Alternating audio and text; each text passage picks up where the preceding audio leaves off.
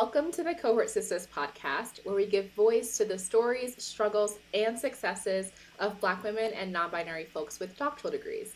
I'm your host, Dr. Ejema, and today I'm thrilled to introduce you to Dr. Raquel Martin, if you don't know her yet. She's a licensed clinical psychologist and a researcher with a powerful mission. Her passion centers on Black mental health, advocating for its vital role in success and well-being within the Black community. With training at renowned institutions like Johns Hopkins and the Kennedy Krieger Institute, Dr. Martin is a seasoned expert. From tackling mental health disparities to guiding racial identity development, her work is truly transformative. Plus, if you don't follow her on social media, you are missing out on her often hilarious but educational honesty and insight. Welcome to the podcast, Dr. Martin. Thank you so much for having me. Of course. I feel like I always am supposed to keep these things private, but I'm just a super transparent person. So I have to tell the people that this is the second time we're recording this. You're so gracious to come on the podcast again. Don't know what happened to the initial recording. It was like a whole 2 years ago. Both of us have since had new children since then. It was 2 years ago. Yeah, because we had to schedule twice because like the first time with Dr. Cola, my son, we were recording, and my oldest, I was pregnant, and my oldest came in, and he was just sick, and he was just climbed in and just like, yeah. And you're just like, do you have to go? Girl, I gotta go. So then, so we rescheduled that one, because he just like climbed on my, it was just like, I don't care what you're doing. Yeah. So then the second one was the real one. And then I was pregnant with the second one. And you weren't pregnant yet. But part of the conversation was about, like, what is it like having two? And I'm like, I still got this one in utero, girl. I don't know. But and then like, I feel like a couple months later, you were pregnant. And it was just like, okay, well, I guess she made her decision. Did she not? And here we are. So two whole babies have made it to Earthside since our last interview. Yes, very long overdue. But so much has happened in the world. So much has happened with you and your work and your scholarship. But before we get into all of that, please just tell us a little bit more about who you are, where you're from. Mm-hmm. What are some things that you like to do when you are not wrangling your kids, as we were just talking about before we started recording?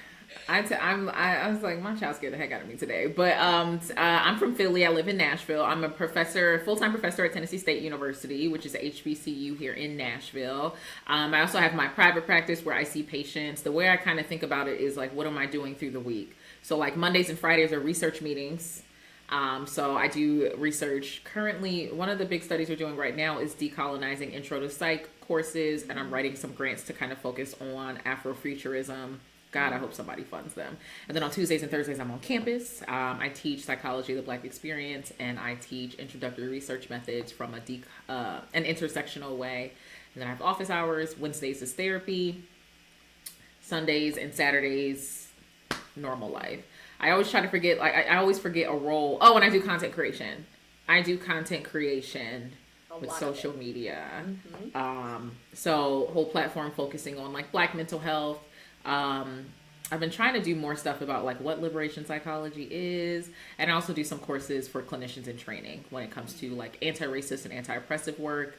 I did a couple of courses for parents for parenting Black and biracial Black children, and that's centered on like how to center their experience in a world that doesn't do that, the differences with parenting Black and biracial Black children, tangible resources to help them and kind of like guide them along their journey when it comes to racial and ethnic identity, because it's very different. It has to be incredibly intentional, and I always state that like rearing Black children is not like rearing any other child, because being Black is not like being any other ethnicity, and there are specific things you have to take into account, conversations that will consistently be had, things that you have to like kind of like build up their shields for, but also ways to speak power into them specifically.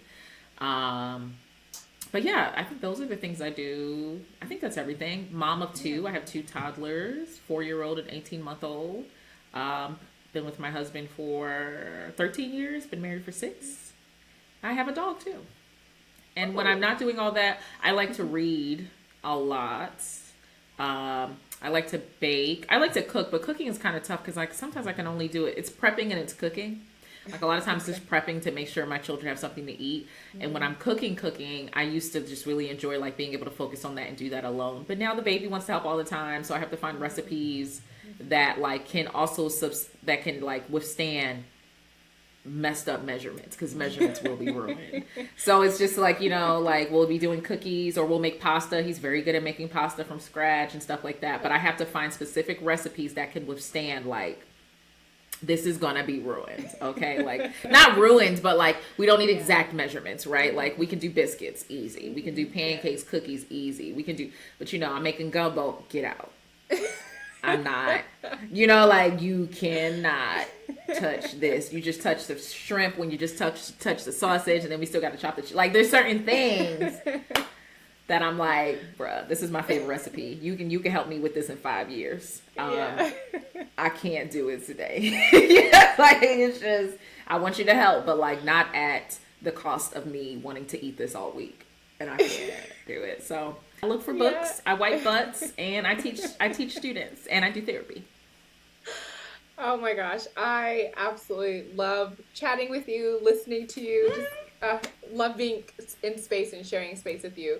And I'm gonna go in a different order than we typically go Yeah. because as you were talking about what you do, you brought up a question that I wanted to get to later. But as someone who is also a person who's doing many things, all joyfully and Yeah. happily. But I know that there are a lot of people, who are pursuing doctoral degrees, and there are now models that exist that we probably, not probably, we didn't have when we were in grad school of people who were teaching and also online and also running a private practice or doing a Yeah. small business and also parenting. I did not see anyone who was doing that.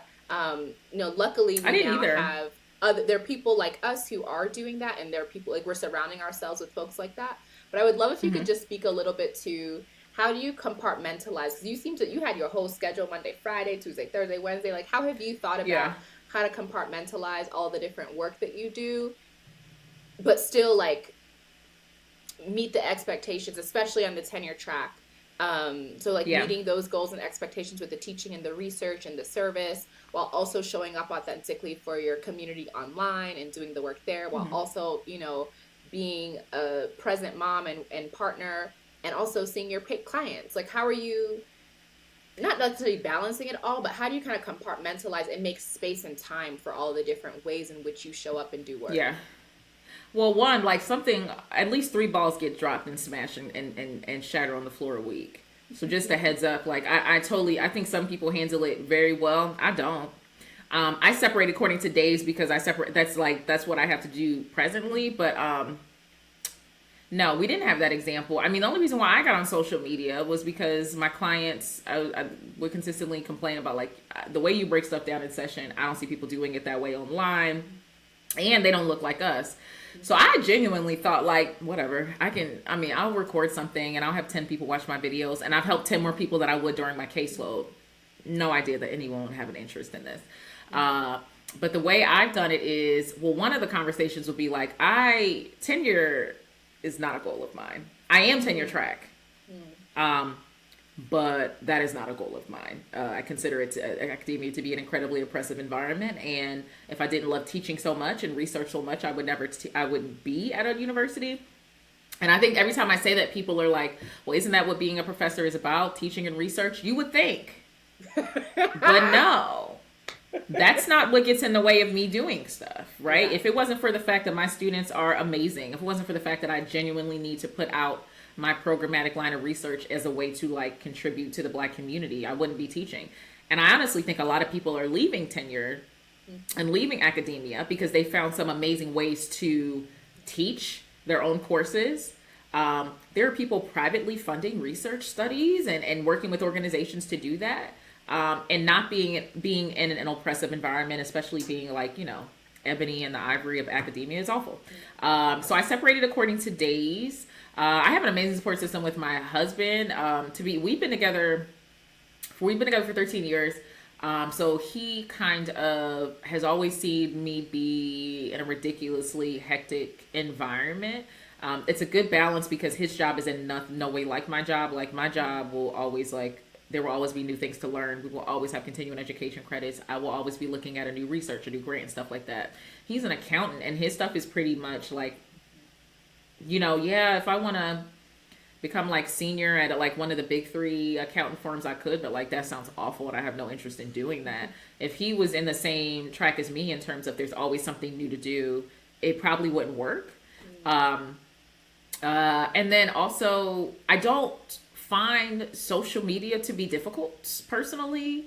One of the things that makes it easy for me to do social media is that I do the work. I think sometimes people will be like, where do you get content from? Well, I had session on Wednesday and one of my patients said they had never heard something put that way. And I figured, somebody else could probably benefit from that. So I just did a 30-second video. I'm teaching 4 courses a week. So when I am covering liberation psychology and decolonization, I'm like, other people could use this. And I'll say that. I think there are a lot of people who have transitioned out of their jobs to full-time content creation, which makes total sense. I totally get it. It's way more lucrative and less stressful. But really, it's really just giving a light into stuff I do all week. I see the patients every week. I teach every single week. I have research meetings every single week. But a ball will drop and shatter to the ground and something will be messed up, and I kind of have to account for that, right? Like taking on so many tasks, you're making a choice. And I will say you're making a choice that some things are not going to get all of you, right?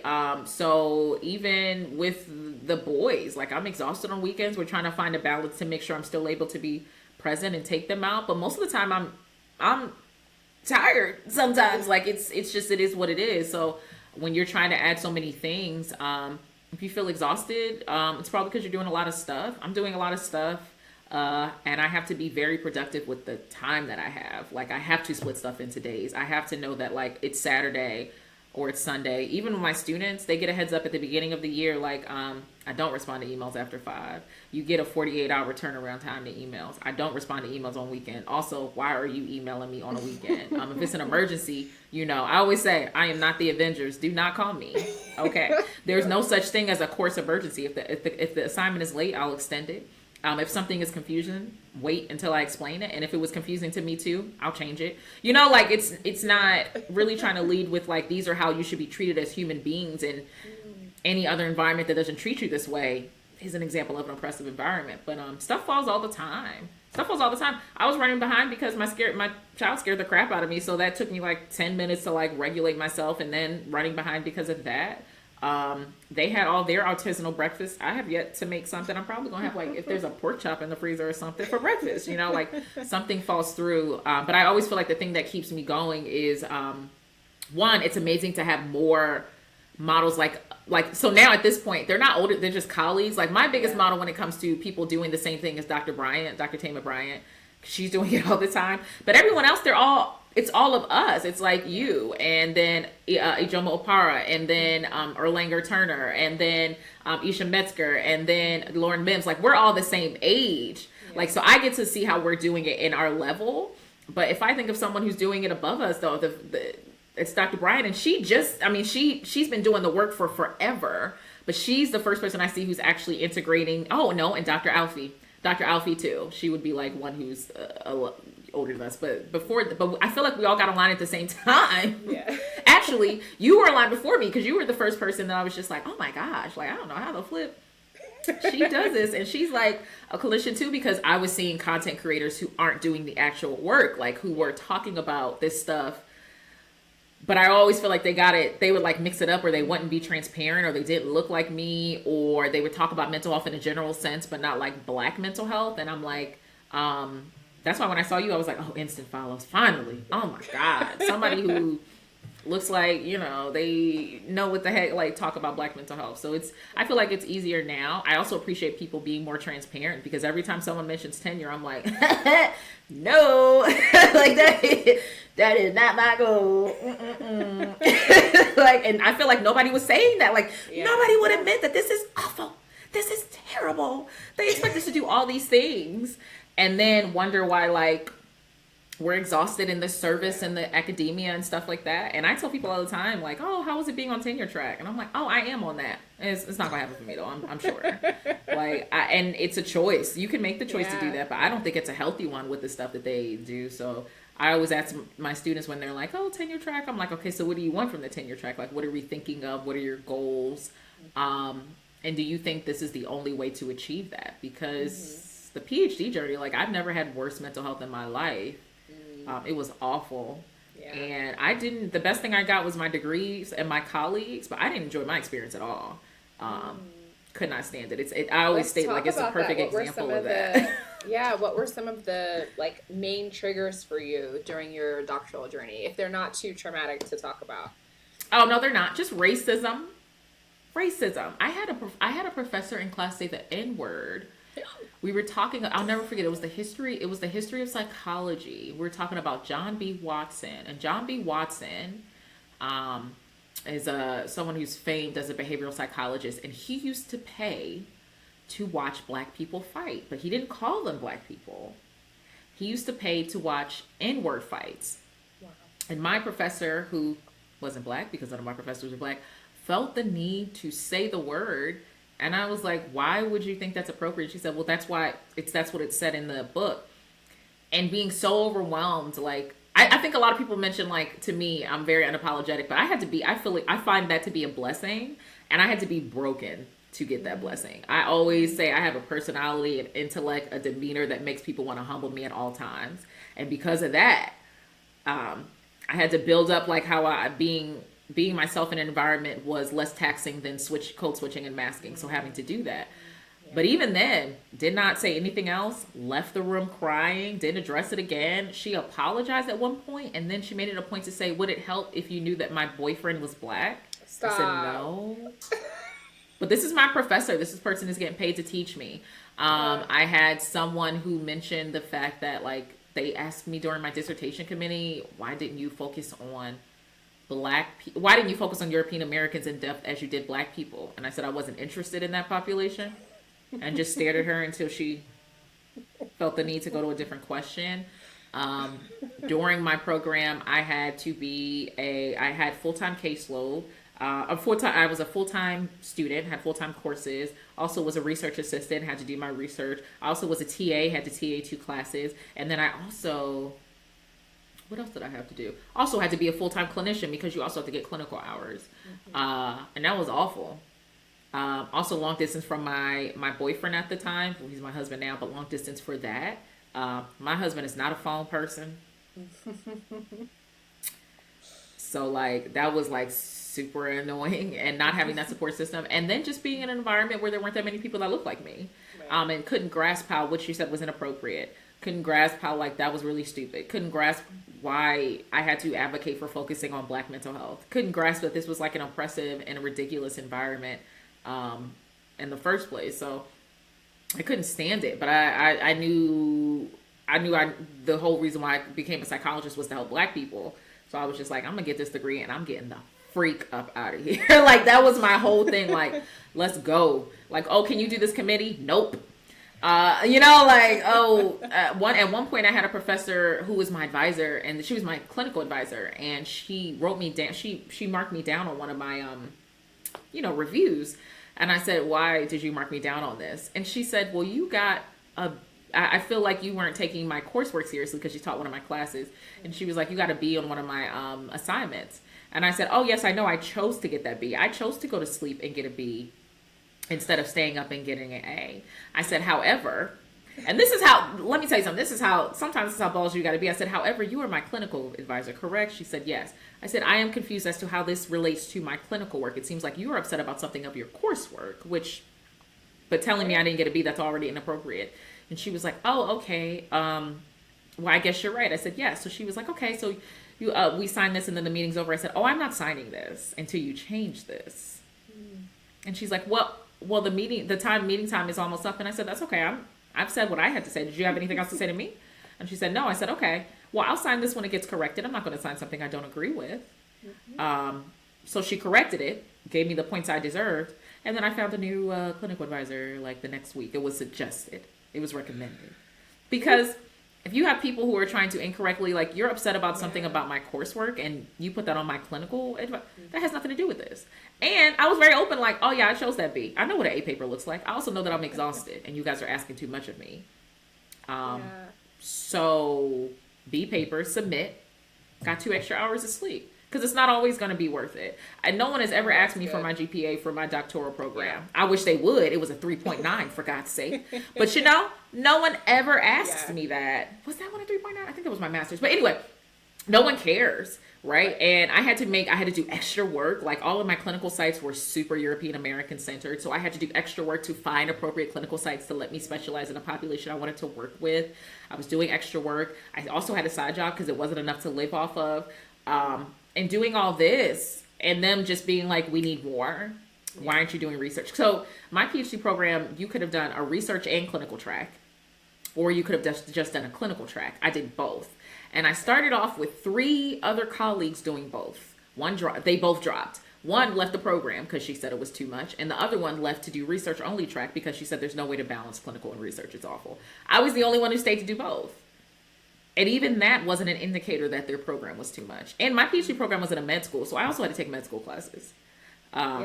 So like it was incredibly unrealistic. They also they were trying to force me to stay an extra year. I finished in 5 years. They wanted me to stay in 6, and they kept saying everyone finishes in 6. And I said, I am not going to spend another year with y'all. Point blank period. I was like, I'm not doing this. So what do you need for me to graduate in 5? They said you need to do this. Did it all. And even my dissertation, what was it, 38 weeks pregnant? I did my dissertation defense in front of my committee, walked off the stage, went to the hospital, and delivered my child. That's how much I was just like, I got to get out of here. Wow. It wasn't pleasant at all. The best thing is the fact that I get to advocate for people. The best thing is that I get to help the Black people I want. But I'm definitely not one of those people who enjoyed their experience. Like, at all. And it's one of the reasons why when I meet people in training and they're in their program, I always try to just make it a point to be like, build your community, figure out what your line is, be comfortable advocating for yourself. Because at the end of the day, the only thing that matters is what's going on with you. You can't help anyone if you can't help yourself. So choose if that's a B paper. Choose that you're like, oh, I'm either going to take an extra year or I'm going to leave. Choose what your end game is and figure out what you need to get that, because my mental health was terrible.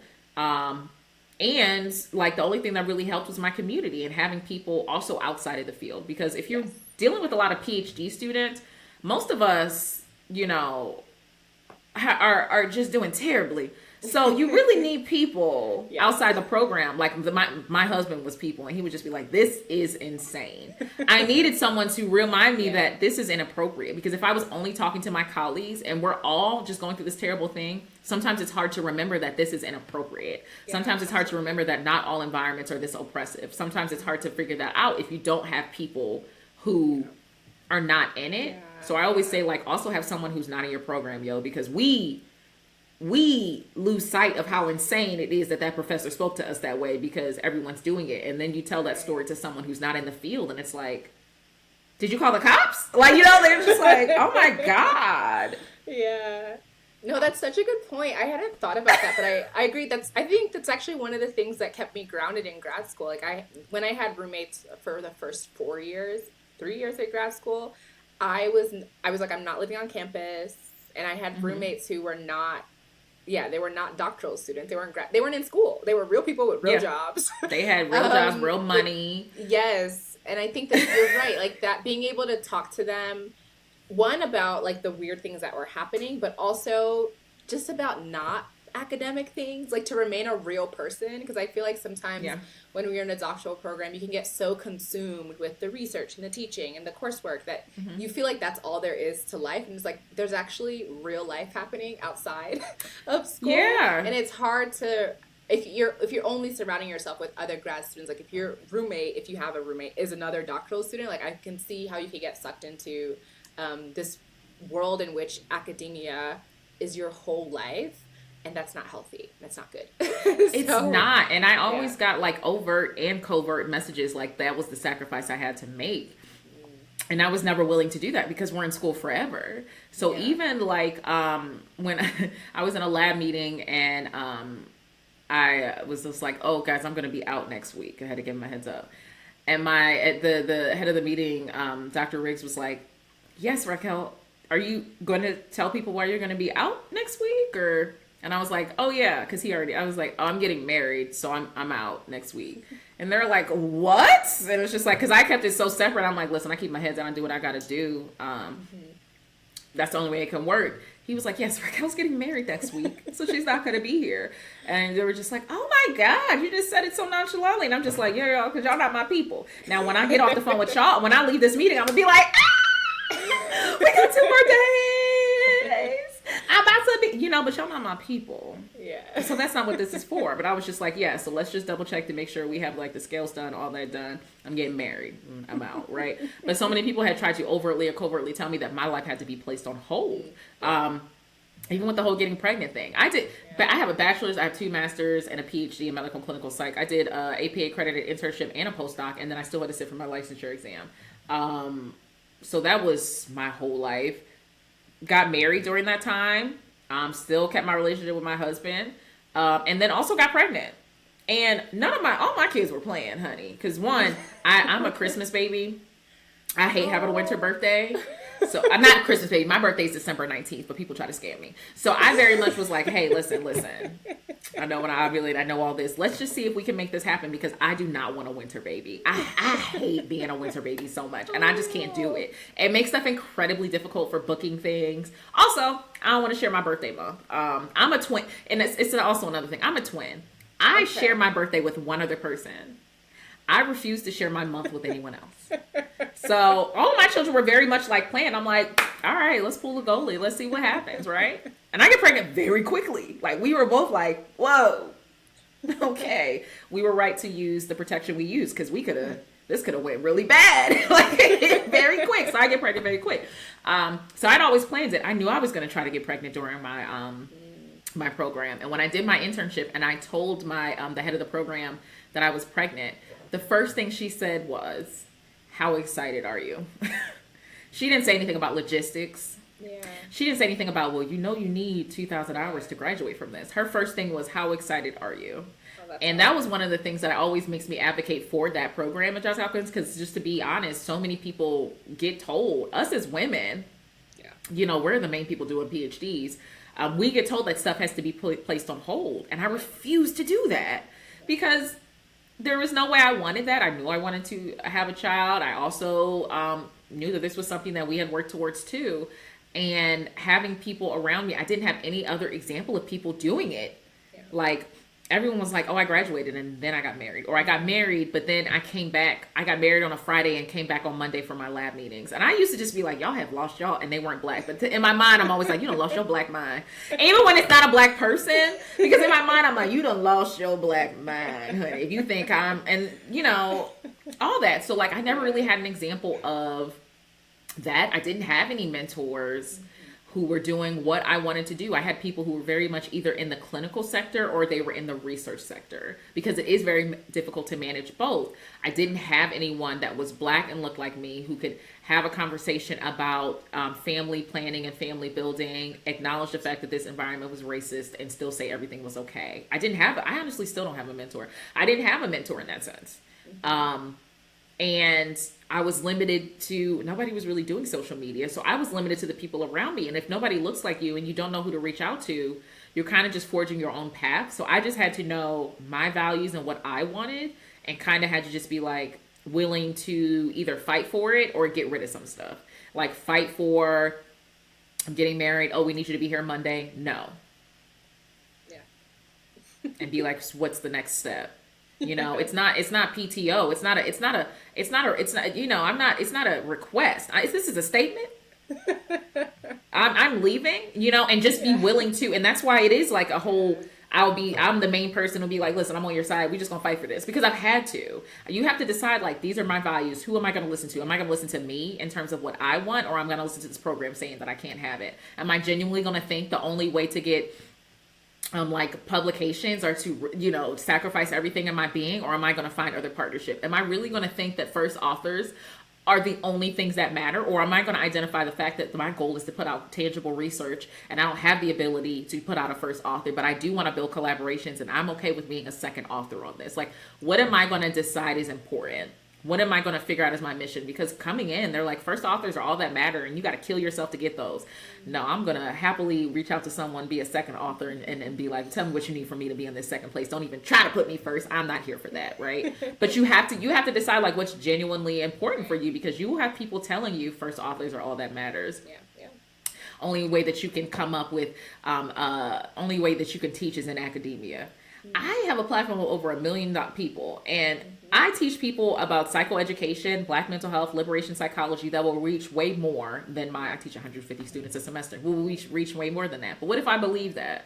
What if I believe, and honestly, in academia, like people are so much older. Some of them are just like fuddy-duddies. Like, oh, you did that on your Instagram, and I'm like, yeah, I did it on my Instagram. I cited myself as well as other people, and look at that, we're at 55,000 views. How many people came to your lecture that was inaccessible, and like, to me, you used too many $20 words when I $5? How many? Cool. I got, Viola Davis just reposted me, but you sure? Yes, please tell me how you reaching more people. Explain it to me, because it's just, oh god, it's just, sometimes I'll be like, that's whack, and it's old. I don't care how old school it is. Some stuff is just whack. Research is never meant to stay on the shelf. It was meant to be, and it was meant to be accessible. It was meant to be translational. It was meant to serve us. And you have all these fuddy-duddies who are over here writing studies that will never apply to us. They're writing here, they're doing all this quantitative research instead of qualitative stuff that will actually give honor and narrative to the, honor to the themes that we're identifying that will actually be applied to us. But they got that NIH grant, and NIH told them that this was worth it, to do another study on a process that will never be applied to us. Do you know how many resources are in the discussion section of an article? How many tangible examples you can have in terms of ways to combat racism-related stress, racial battle fatigue, that are in the discussion section that no one will read. And you're too high and mighty to make up a skit that will cover your amazing research that you did. Yeah. I'll do the cameras. I will say, you know what this reminds me of?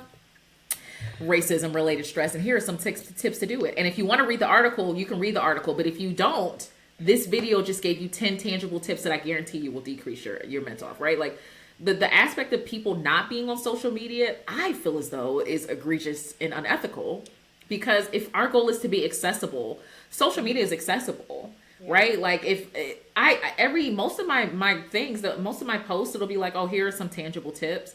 Here's the resource I got this from. Sometimes I'm just quoting me, but I'll be like, here's a citation. Where'd you get all this information from? This amazing scientist who did this work. People aren't going to read the journals, but they'll watch a 1 minute and 30-second video that provides them with the same exact stuff.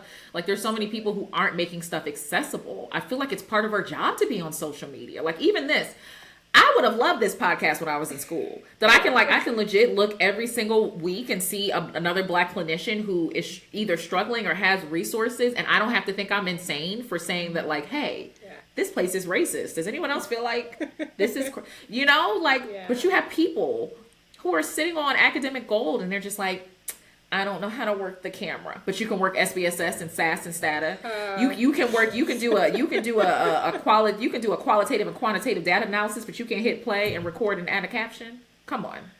Well, I think I want to challenge something that you said, because I think I disagree with you. You said that the goal is to make the research accessible, and I actually inherently don't think that academia was set up so that research should be accessible. No. So it wasn't. I feel like that's where the clash is. Like, the institution, the field, it's supposed to really be closed off to the lay person. Like, we're supposed to be the ones with the knowledge, and we're supposed to hoard it, and we're supposed to only talk to ourselves, which is why it's like seen to be better to publish an article that was peer reviewed, that 7 people read it, than to publish something, even if it's like published in the Washington Post. Like, that stuff is looked down upon. It's not, it's meant to be elitist, right? Exactly. So I just want to push back on this idea that, like, I definitely don't think a lot of people think it's their job to be accessible.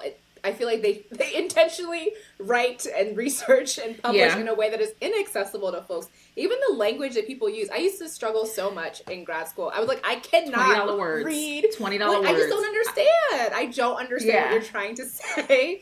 And so many of us are taught to write that way. We are, we are taught that the more flowery language that we use, the more times we drop, as you say, the $20 words, I hate the them. sociology, like it's just the things that no actual like regular person will understand. People even in the field don't understand these words because they're so big and the Well, but concepts you are know, they so do that on unnecessarily purpose. complicated. Yeah, when I was in training, when I was told that if you can't break a concept down to a 4-year-old, then you don't understand the concept, because some of my patients were as young as 4. And and this is one of the things I don't agree with academia, while academia was meant to be elitist in classes and hoard information because we weren't even supposed to be there, that's Absolutely. why tenure is not the goal. Yeah. It's wrong. Yeah, it wasn't built that way, but we can both agree that's wrong. That's ridiculous, because you know what? That's an act of violence against us.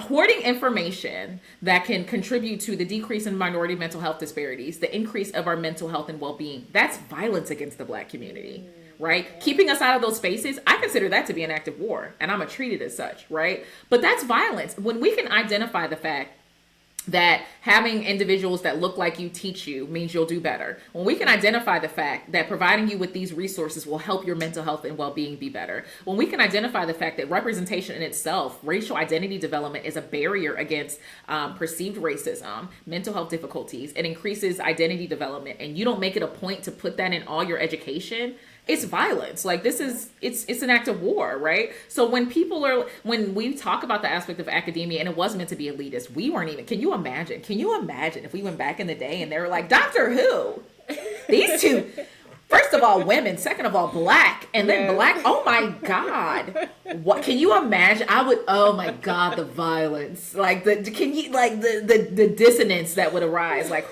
they say that they're doctors, but I don't know, I don't understand. You know, that's what it was made for, but that's not how it's supposed to be, because it's not serving anything. And I tell my students all the time, I call my students my dismantlers, right? I'm like, listen, you can have intro to psych, but we doing intro to psych decolonizing. You doing psych of the Black experience. You could do research methods, but we doing it from an intersectional way. The system is broken, and your job, you took my class. You are supposed to dismantle this whole system. That is the job. And if you didn't want the extra, go take it with someone else, because you know darn well there are plenty of professors who aren't going to do that. I call them my dismantlers. I feel the same way with academia. You know, in our research methods class, we talk about the aspect of open science and the fact that they never knew that if they had to pay for a research article that we didn't get paid, the public, the people who came up with the article didn't get paid. Yes, I'm going to talk to you about know that. They don't know that. I'm going to talk to you about qualitative analysis and IRB. I'm also going to talk to you about intersectional research, quantitative, qualitative, unethical practices, and whether academia should survive the way it does. I'm going to talk to you about all of this. And yes, you're going to know reliability and validity, but you're also going to know that you're going to burn this system down and start a new one, because we need to. Like, I want you to critically think, right? Academia wasn't meant for us, but it's not. The number of times I'll read an article, I'm a nerd. We're both clearly nerds, or else we wouldn't have been in school our whole lives. But like, the number of times I read an amazing article and I'm like, yo, this would be a great skit. You know what? This would be a great commercial. The Mental Health Coalition should get on this. Why isn't, like, man, you know what I thought of, what I thought of when I heard, like, I would hear hip hop songs, and I heard like Megan Thee Stallion's one of my favorite right now. And I'm like, you know what this Megan Thee Stallion song makes me think of? Role playing and a dynamic in terms of mental health and the way to advocate for yourself. So I made a skit about it. Like, the number of times I'll read the research and I'm like, this is amazing. I could make this into a 2-minute skit easily. And this could reach so many people. And you're still using the resources, because at the end of the day, I feel like when research sits on a shelf, when it has this aspect of being elitist, we're not helping the people that we need to. I also feel like people are getting funded that need to stop getting funded, in my opinion. But we're not helping the people that we need to. And then as a mental health clinician, as a licensed clinical psychologist, I'm being expected to work with people in therapy to help them outrun racism, economic disparities, classism, elitism. Like, therapy was never meant to be enough. And licensed mental health clinicians are very much expected to, hey, let me help you outthink racism. Hey, let me help you manage your stress when it comes to food scarcity. Hey, let me help you deal with your anxiety of not having a livable wage. Instead of being like, these are the policies that need to be done with food scarcity. Like, we're being expected to do stuff inappropriately. And I feel like when we don't, come in as clinicians and try to make it more accessible, We need to upend the way academia is. Right. Because some people feel like, oh, when you get tenure, it's to be lazy. No, when you get tenure, it's to be able, when it was accessible, when it was able to happen, for people to actually do the research that they wanted to do in order to get to the tenure. Like, I love how people would be like, you get tenure and get lazy. No. It means like, oh my God, I can do that research study I've been trying to do my whole life and I won't get fired. Oh my God. I can actually do what I got into this field to do. Right. And whenever I'm looking at students who are training, I'm like, your North Star needs to be your mission. Don't think about it in terms of jobs, like of the title. Like, oh, I want to be a tenure professor. Tell me why. What do you want to achieve with that? Oh, I want to contribute to the decrease in mental health disparities. How? Oh, I want to do it according to therapy. What's your specialty? Okay, so what if I told you you can do that in academia, but you don't have to do that in academia? If academia doesn't work out for you and you feel as though your mental health is taking such a nosedive that you cannot remain in this environment, let's figure out some ways for you to achieve your mission, because we didn't think about it as a job. We thought about it as a mission. Let's think about ways for you to do it another way. Do you want to have a nonprofit? Do you want to come up with your own mental health channel where you identify ways to advocate for people? Do you want to, there's a whole organization called girlsgrant.org, and their whole job is to fund research studies that come with like intersectional aspects of of women overall, and they're funding research. And you can have an organization, you can be in academia, or you could be not, and you can still be conducting amazing research, right? Push Out, it's Monique Morris, right? Yeah, Monique Morris, her book, people will talk about Push Out and not realize, because she made it so accessible with a book and a documentary and a graphic novel and a guide to make spaces more inclusive for educators and clinicians. They are quoting some of the most intense and amazing research, but she made it accessible, right? The amount of work she had to do that is insane, and she shouldn't have had to do it. But like, when I'm talking to students and they tell me they want a PhD, I'm like, do you? Or do you want to achieve your mission in a different way? I try to tell them, like, I understand that there's going to be, especially as Black people, things that try to disrupt you. Your North Star is your mission, not your job title. Yeah. I want you to break down what you want to do. I want you to break down how you want to contribute. And I want you to break down what you're willing, I always say it this way, who you're willing to punch in the face to kind of like make sure that you're not derailed. Because who are you willing to do a metaphorical throat punch to be like, I'm not coming in. I told you I was tired. I'm not coming in. Okay. So if I have to take another week or do another course, fine, but I'm not coming in. Who are you willing to literally say no in order to maintain your well-being? And if you go into these programs without setting that up, without writing these down, you can't achieve goals that are not written down. You can't maintain boundaries that are not expressed. You can't. Right? You have to think about it like, what am I willing to do and what am I willing not to do? And don't think that because you're in your program and you haven't written this down that you can't do it. You can. Yeah. When I tell you, people who met like first year Raquel, they really got whatever oh yeah, I'm tired, but sure I can write that. Oh yeah, sure I can show up to let the animals out the lab. Yes. And then second year, third year, I'm like, yo, this is crazy. Let's see what happens when I say no. Because let me tell you something, I'm starting to not care, and you're starting to get rid of my mental health, right? But people who you used to be so more amenable. I was more amenable to you taking advantage of me. And now I decided that it's inappropriate for me to put you before me. So I hope you got all you needed from first year me, because I'm throwing bowls every day and I don't care. Like, I've literally had conversations and they just look at me like, so are you not going to do it? I'm not. And lo and behold, someone else came in to do it. Lo and behold, because when you think about it, in our programs, all of the stuff that they're getting from us, it's expensive. A TA, like when they had to, at one point they had to put it in as a job to pay us. They had to put it in, and they had to they had to create a special job because the income that they were paying us was so low that the system that they had to enter our job in would not accept the wage. It was so low that the system was like, for these number of, because sometimes they'll for these number of like responsibilities, we can't pay them this. They had to create a specific thing.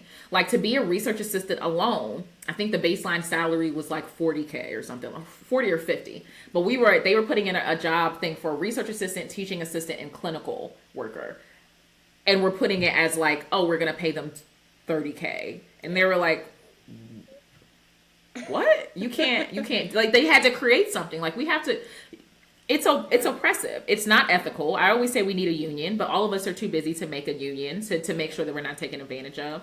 I always say, like, as someone who didn't have a mentor, didn't enjoy their experience, still had a baby, got married, did everything that I needed to do, what changed for me was stating that, like, this is what I'm willing to do, and this is what I'm willing to, like, kind of punch someone in the throat to maintain, and will not care.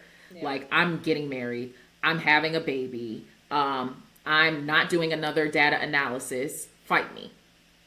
And sometimes literally I would be like, fight me, because I am not doing it. Oh, well, you're going to graduate in 6 years, I'm graduating in 5, fight me. Oh, well, we don't think you can do that. Tell me the requirements. We can tell you the requirements, but we don't think you're going to make it. Cool. I don't care what intent you're writing the email. I just need the email. Okay? I just need the list. I don't care if you believe I can complete the list. I just need the list. You have to have that as your North Star, because the environment, just like you said, Dr. Cola, it's not meant for us. Yeah. It's not meant for us.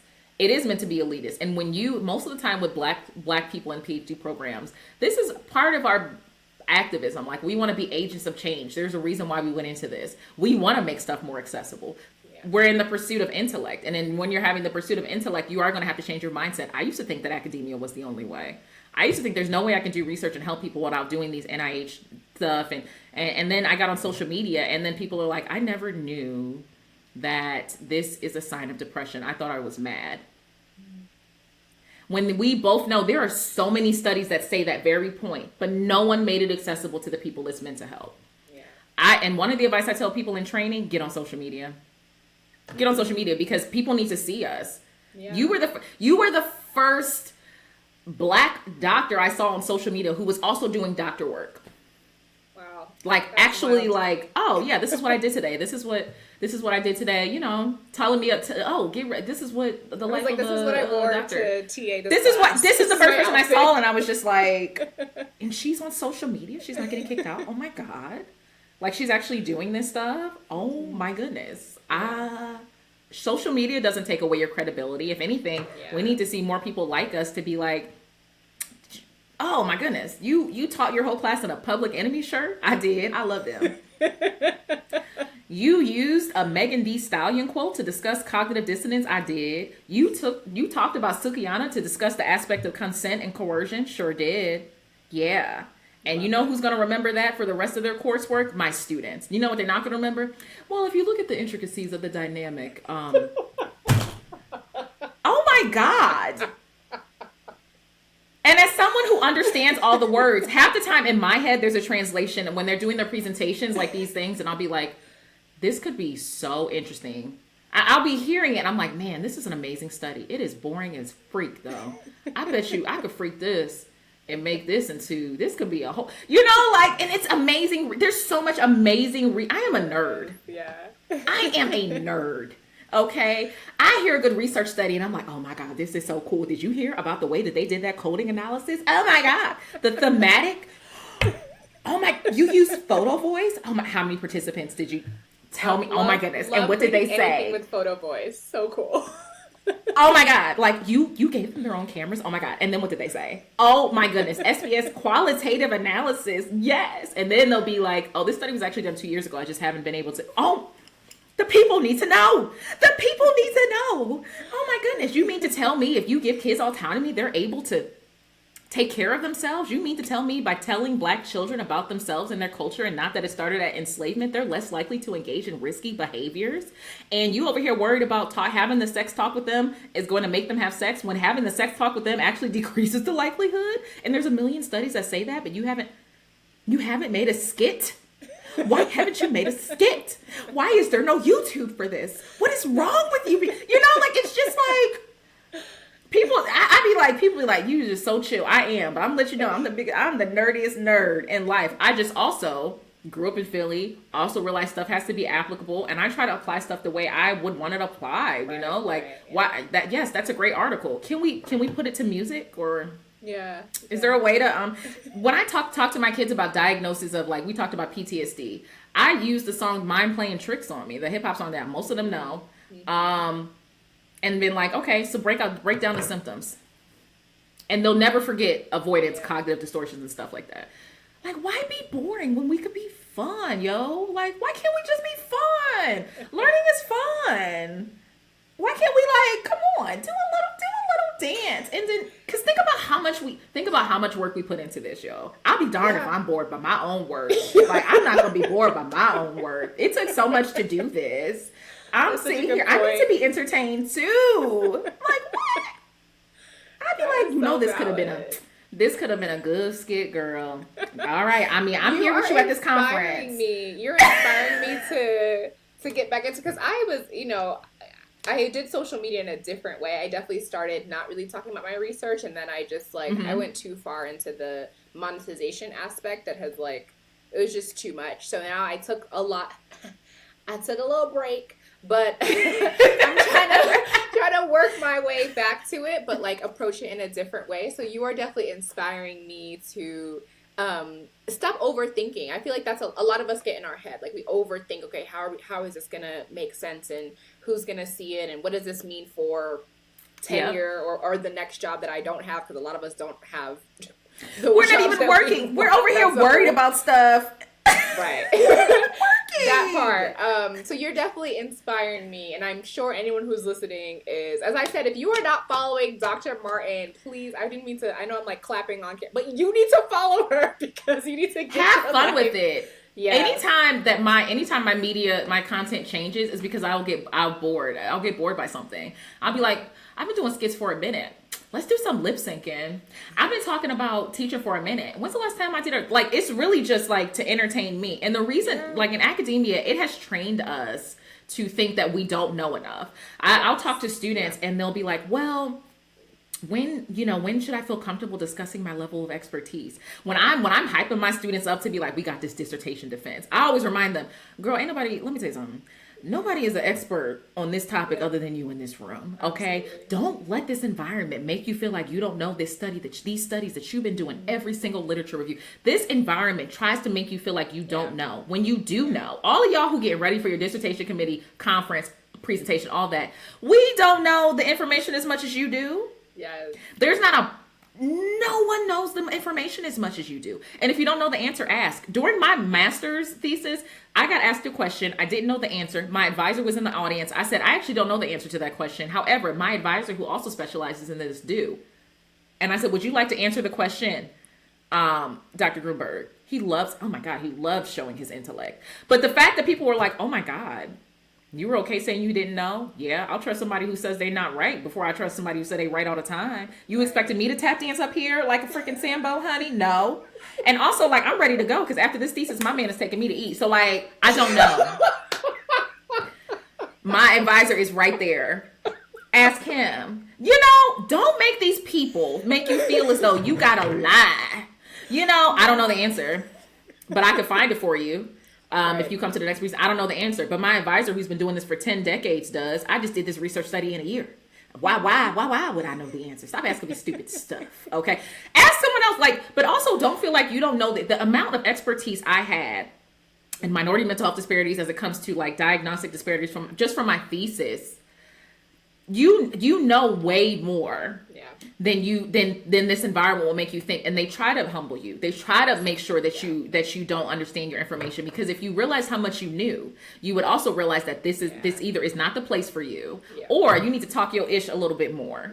The reason why people would be like, oh, trying to humble me, because it should be like, oh, well, this was from this citation, that citation, you may recognize the name, that's mine, and that's why I'm telling you that that's the answer. Did you have other citations that were antithetical to my point? No, you just wanted to make a point. Shut up. Don't do that. You're not. And if I don't know the answer, I will be like, were you aware of this article that came out a month ago? I was not. Can you tell me about it? Oh.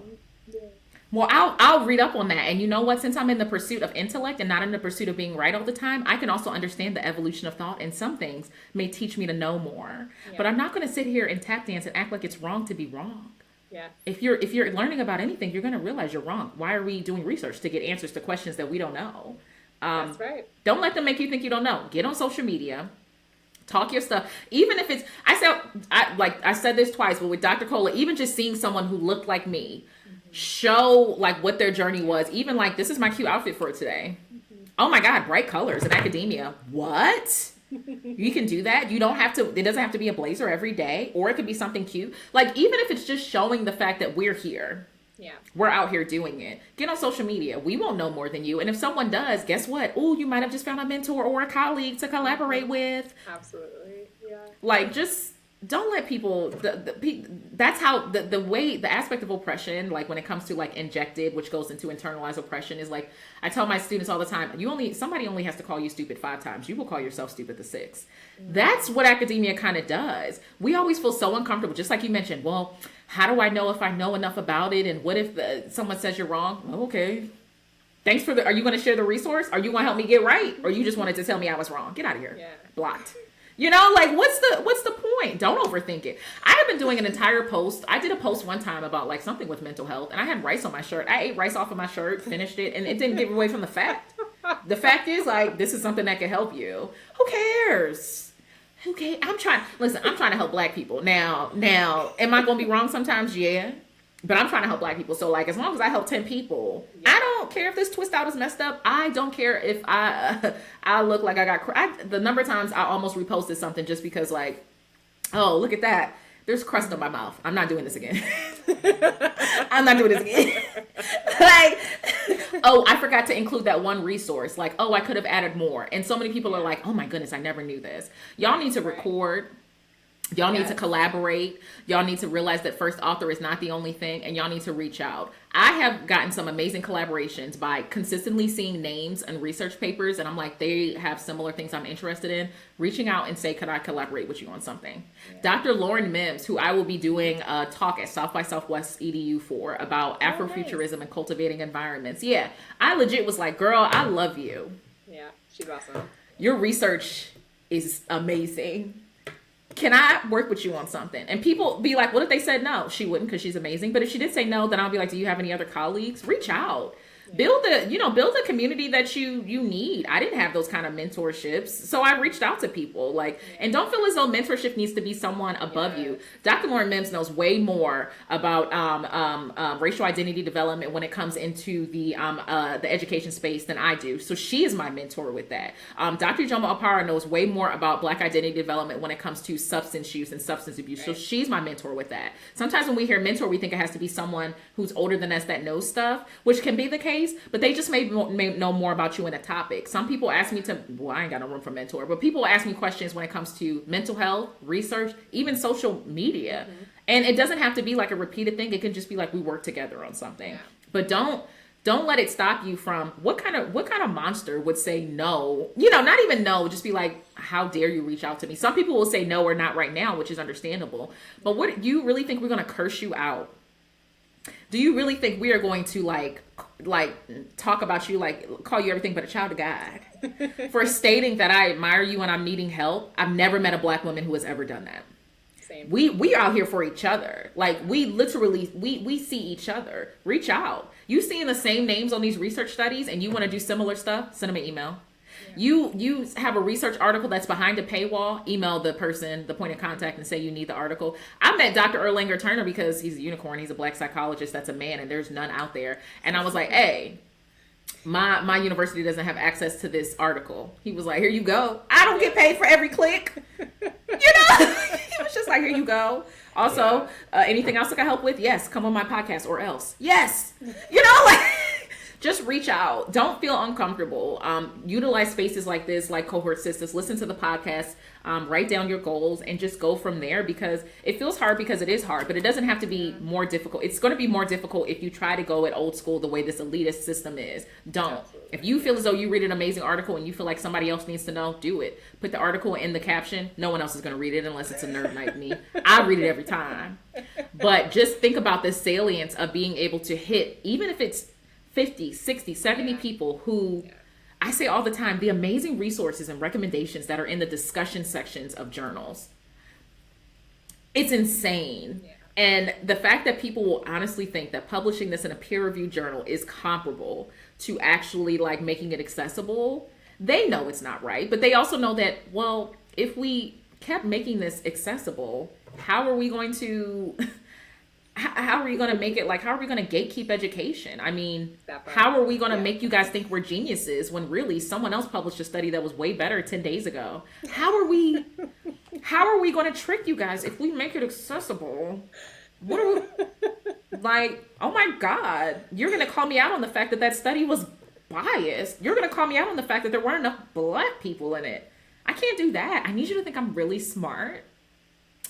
And the only way to do that is to keep you out. Because once we get more people that look like us, let me tell you something. I've been in rooms with so many people, smart people, and every single time I'm like, yo, my friend said something smarter at happy hour, and she was 3 drinks in. Like, I just be sitting there like, Michelle Obama says all the time, she has been in rooms with kings, queens, geniuses. And when she stepped on campus at her prestigious institution, she was like, this? And I felt her on that. I was just literally sitting here like, my friends know more than you, and I'm mad that they're not in this room, because literally better research ideas in happy hour than ones that got $1 million grants from NIH. And I'll just be like, my friends would be like, you know what we should do, Sid? Right. You know what we should do? We should go into schools, and then we should let these youth create their own program, and we should ask them what they want, and then we should give it to them. Really? What if we did that? Never get funded, girl. But let's get these egg rolls. It'll never get funded. You know, it's just, y'all, don't let them talk you out your intellect. You got it. Yeah. You got it. Y'all have it. We stay with it. You know, the drip, it's effortless. You know, like it's like the way our brain works, and part of that is because we have to think this way and have to be one step ahead, and that part of it is the result of oppression and discrimination. However, the end result is we're bomb. Facts. We're bomb. Period. Remember this. That's what I'm gonna leave y'all with, because I done talked Dr. Cole's ear up, but I'm gonna tell you, y'all got it. And if anybody tell you don't got it, give me their number and address. Because when I say Dr. Martin is a fierce supporter of Black people, I'll be like, who did it? Who told you that? I will attack them. Maybe physically, maybe not. Because that's what you need, though. That's what we need. We need people to say, oh well, they told me I couldn't do the research. Okay, well, let me handle this. You stay out of this, okay? Listen here, you moron. If you don't give us this money, I will come to your home, all right? I will burn it down. Give her this $500. I will destroy you. Give it to us. Oh my! I have never laughed choke so much on a Cohort Sistas podcast episode. I literally, for anyone, we gotta be fierce, y'all. We gotta be willing to punch them in the throat. For anyone who, and I don't care. I literally don't care. Because I will literally be like, "What you gonna do? Fire me, girl?" Let me tell you something. Okay, I have a job in 2 seconds. If you gonna fire me, let me send an email. Dr. Martin is unemployed. Boom, headhunter in my email. What you gonna do? Fire me? First of all, my students would burn that place to the ground, honey. They would be like, "Oh no, you didn't. No, you didn't." Honestly, y'all, think of if the worst thing that they can threaten you with is firing you. First of all, I kind of wish somebody would fire me because of my Black pride, because I need a new car. I would own that place. But second of all, it's unfortunate that people know not to be racist with me, because I would be rich, Dr. Cola. Like, oh my God. But people are just like so appropriate with me. It's so unfortunate. But like, just realize you're stating facts. You're not being disrespectful. You're advocating for yourself. Anyone who wants to fire you for that, let them. You will find a lawyer. Yeah. You can get on my platform. Just give me a cut. But like, listen, no one's going to do that. They put this fear in you because if you start to advocate for yourself, you will realize how wrong that they are. But there is a fear that we're going to get fired, or we're going to get, and they genuinely can't, right? No one can fire you for stating like, hey, I've worked 72 hours this week. I can't do this study right now. Have them write that out to HR. Have them write that out to the dean. Students stated that they couldn't work another 80 hours this week. I want to see you do it. I want to see you. I want to see your little Twitter fingers type that and send that to HR. You know, like, don't let the fear get to you. Advocating for yourself, they're not going to be able to fire you. They're not going to be able to let you go. And also, you have this community. I'm serious when I say reach out, because let me tell you something. I'll send an alert to every. Like, yo, they trying to fire one of us. When can we get out? I know we got a flat coach because we ain't got no money, but like, can we make let's go. Like, that's the beauty of communities like this, right? Y'all aren't on your own. You're not on your own, right? We didn't have this. It's amazing that you made this. Thank God. We didn't have this, but now you do. Right. You have a whole community of people willing to support you. If it's one thing Black women will do is ride out I don't even need a full explanation before I got my shoes on. Tell me in the car. Tell me in the car. I just got to be back in time for snacks for my babies. But you know what? We got 3 whole hours before I got another butt to wipe. Let's do it. Y'all have a whole community. Use it. There was nothing like this when I was in school. It would have helped me so much. And that's why it's like you leave the legacy that you needed. We create what you need. Use it. We'll ride out. I'm so serious too. Like, I'm from Philly, yo. I'm joking, but I'm not. You're it not. Doesn't take You're much for me to be like, she said what to you? When she say that? Oh, okay. Let me just write this down so I can know what words to use when I tell you that I'm gonna have Amanda Seals, Don Lemon. I'm gonna have people on the phone right now. I'm gonna call Dr. Bryant. I'm calling Dr. Tama Bryant right now, the president of the APA, and she's gonna get you fired. She's not. She's reasonable, but still. Dr. Martin, I cannot thank you enough for joining us. I can't be serious. Podcast. I can't be serious. You are serious and hilarious at the same time, and that is why I absolutely adore you. I literally have not laughed this much in a very long time, which is probably sad. I could probably laugh more. Laugh more. I do. I need to laugh more. I'm taking one of the many things I'm taking away is that I need to laugh more because my abs hurt a little bit on one side. Like, you gotta laugh to stop from crying. When you think about the stuff we go through, it's crazy. Yes, like I laugh through parenting all day. Like, I genuinely have to convince you to wipe your butt. I'm a doctor. I have to talk. I'm going back and forth with someone on the internet about mental health, and I have 4 degrees. And like, what? They'll be like, I'm not about to argue with you. I'm not either, honey. Nope. What you left us with so much advice. Thank you so much. So much. We're like 15 minutes over, but I'm so glad that you made time for us today. Y'all better have stayed to the end, guys. Okay. Yes, if you have not listened to the end, they would have just missed it. So that's on them. They would have just missed it. But yes, I feel like we're going to need to have you back on a part 2 in our next season. And so people should just stay tuned. Yes. But I'm sure they will follow you. We'll have everything in the show notes. Thank you so much again for your time, for your advice, and for your joy.